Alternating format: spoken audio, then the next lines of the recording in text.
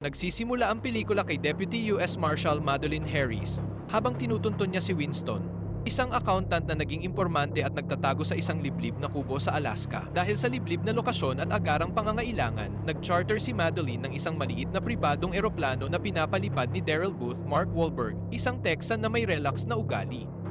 Habang naghahanda para sa paglipad, nabanggit ni Daryl na may sira ang radyo ng eroplano na bahagyang nagdulot ng pag-aalala. Sa kabila nito, sinimulan nila ang kanilang paglalakbay habang si Winston ay mahigpit na nakaposas at halatang kinakabahan.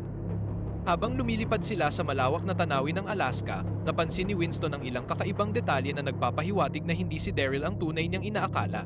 Sinubukan niyang bigyan ng babala si Madeleine, ngunit hindi siya marinig dahil sa suot nitong noise-canceling headset.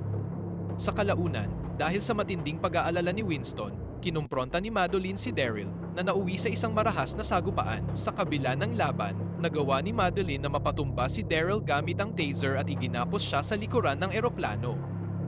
Habang walang malay si Daryl, kinakaharap ni Madeleine ang matinding hamon ng pagpipiloto ng eroplano. Gamit ang satellite phone, nakipag-ugnayan siya sa kanyang superior na si Caroline Van Sant upang ipaliwanag ang kritikal na sitwasyon. Binigyang diin ni Caroline ang kahalagahan ng kaligtasan ni Winston para sa kanyang testimonya at inorganisa niya si Hassan Moneb Abhat, isang piloto na nakabase sa Anchorage, upang tulungan si Madeleine ng malayuan. Nakipag-ugnayan si Hassan kay Madeleine at nagbigay ng sunod-sunod na tagubilin sa pagpapatakbo ng eroplano.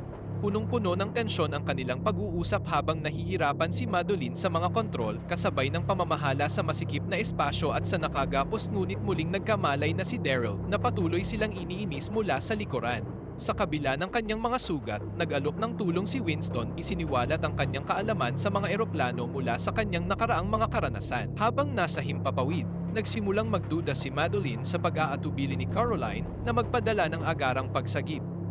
Sinubukan niyang tawagan si Director Coleridge, ngunit unti-unting napagtanto na maaaring kasabwat ito.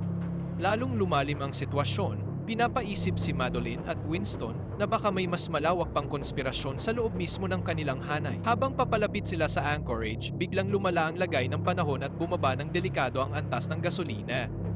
Inakay ni Hassan si Madeleine sa paghahanda para sa isang emergency landing. Lalong tumindi ang tensyon nang makawala si Daryl mula sa kanyang gapos na humantong sa isang huling matinding sagupaan. Kailangang gamitin ni Madeleine at Winston ang lahat ng kanilang lakas at talino upang mabuhay at matiyak na madadala si Daryl sa hustisya. Please follow for more movie clip.